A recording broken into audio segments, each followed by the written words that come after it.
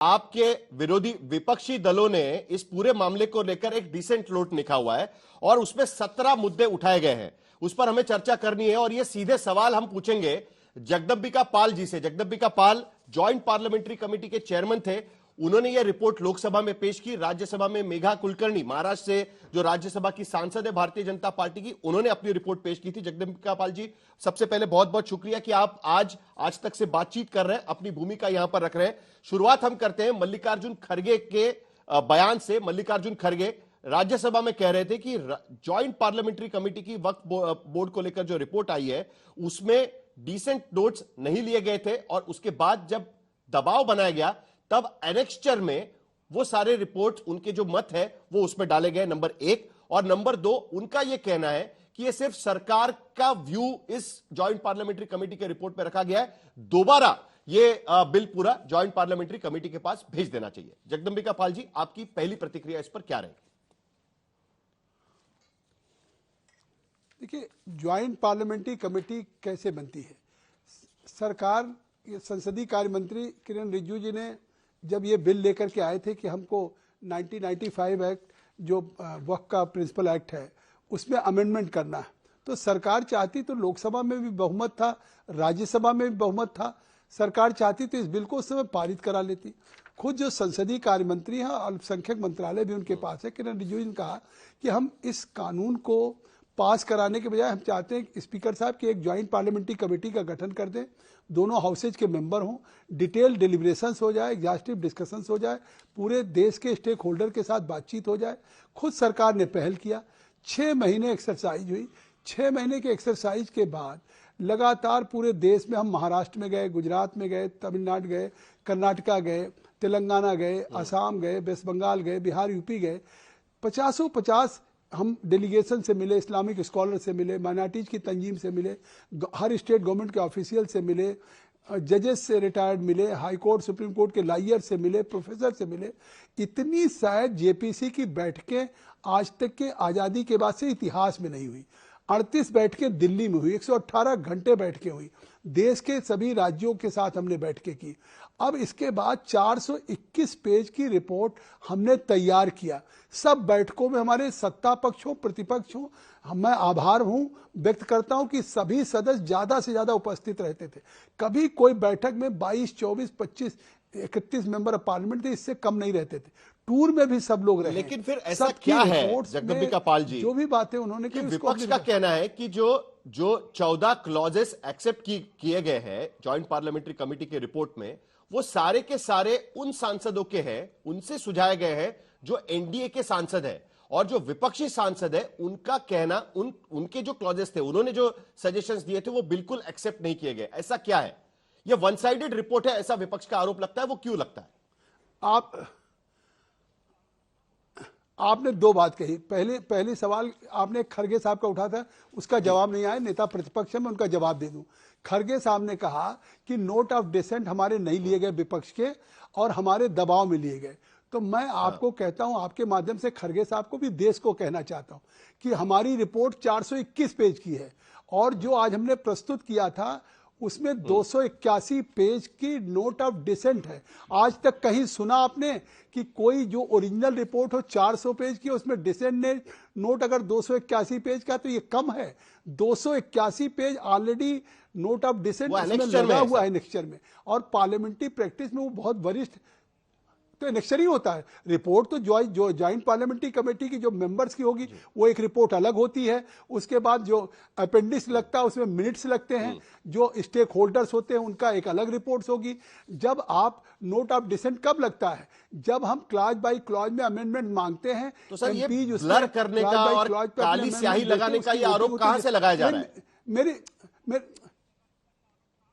अरे भाई, मेरी बात तो सुन लीजिए कि जैसे आपने कहा कि माननीय सदस्य जो उठा रहे हैं देश को गुमराह कर रहे हैं, तो मैं उसका जवाब तो दे लूं कि आखिर पार्लियामेंट में क्या होता है। जैसे आपने कहा रूलिंग पार्टी के लोग या एक ही दल के सदस्यों की बात मानी गई। मैं ये कहना चाहता हूं कि पार्लियामेंट में कोई बिल अगर आता है, कोई कानून आता है, उसमें अगर सहमति असहमति रहती है तो उसका फैसला क्या होता है? वॉइस वोट से होता है या तो फिर बैलेट से होता है। आखिर कोई बिल कानून पार्लियामेंट्री डेमोक्रेसी में मेजॉरिटी से ही होता है। तो हमने सबसे अमेंडमेंट्स मांगे, जितने 31 मेंबर थे, और सभी ने क्लॉज बाय क्लॉज पे दिया। हमने सभी क्लॉज बाय क्लॉज के अमेंडमेंट्स सब रिकॉर्ड पे है, पार्लियामेंट के सेक्रेटरिएट के रिकॉर्ड पे। मैं चुनौती देता हूं, देख लें।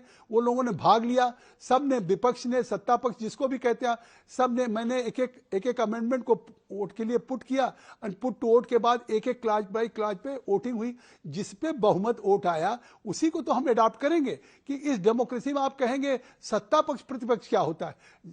किसी पार्लियामेंट में या पार्लियामेंट्री कमेटी में फैसला बहुमत से अल्पमत से होता है कि अगर कोई चीज हम करेंगे। हम वहां पार्टी नहीं है कि भाजपा या किसी एक दल का हुआ दूसरे दल। मैं वहां चेयरमैन हूं। मैं सर, ये बात बिल्कुल ठीक है कि बहुमत से फैसला लिया गया जॉइंट पार्लियामेंट्री कमेटी, और वो क्लॉजेस एक्सेप्ट किए गए जो बहुमत से एक्सेप्ट किए गए हैं। लेकिन उसके साथ साथ आरोप, जो लेटर उन्होंने लिखा हुआ है उसमें आरोप यह भी लगाया गया है कि मेजॉरिटी ने जो क्लॉजेस एक्सेप्ट किए हुए हैं वो क्यों किए गए हैं, उसका कोई भी कारण नहीं दिया गया, नंबर एक। और नंबर दो, जो स्टेक होल्डर्स दरअसल होने चाहिए उसमें से 97% स्टेक होल्डर इस बिल का विरोध कर रहे थे, लेकिन उनकी भूमिका इस रिपोर्ट में नहीं झलक रही है, और किसी और लोगों को गवाह बन के वहां पर बुलाया गया और उनकी भावना इस रिपोर्ट में ली गई है। यह एक आरोप विपक्ष की तरफ से लगाया गया, उस पर आपकी भूमिका क्या है? बहुत अच्छी बात आपने सवाल उठा दिया।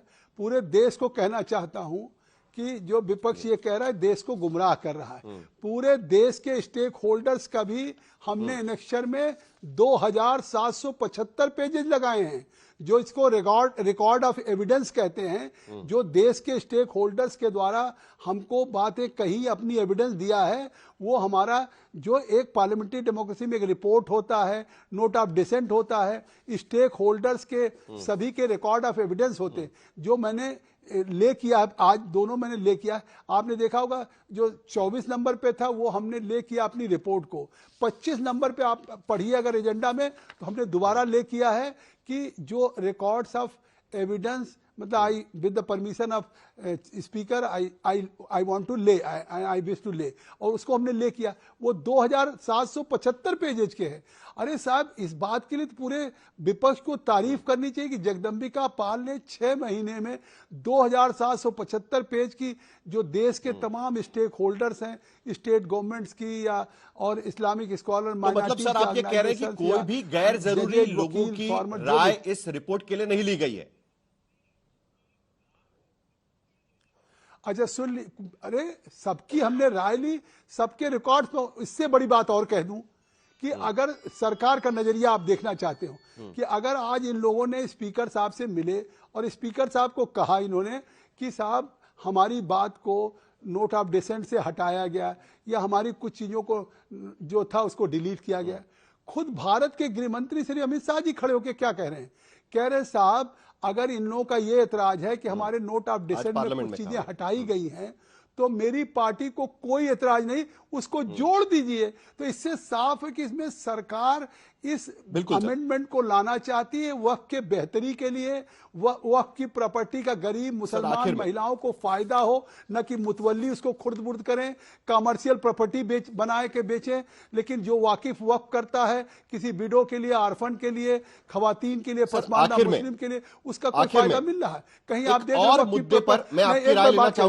वक्फ की प्रॉपर्टीज, कहीं कोई मेडिकल कॉलेज बना, कोई इंजीनियरिंग कॉलेज, कोई यूनिवर्सिटी है आज वक्फ की प्रॉपर्टी से कहीं आप फायदा होते हुए किसी गरीब मुसलमान को देख रहे हैं? तो सरकार का अगर इंटेंशन है कि हमको इसका फायदा ज्यादा से ज्यादा गरीबों को मिले, तो मैं कहता हूं कि आप जब, अब तो रिपोर्ट प्रस्तुत हो गई, कानून बनेगा। जैसे 3 तलाक में लोग बहुत इसी तरह से विरोध कर रहे थे, आज देश की अल्पसंख्यक महिलाओं की सुरक्षा हुई।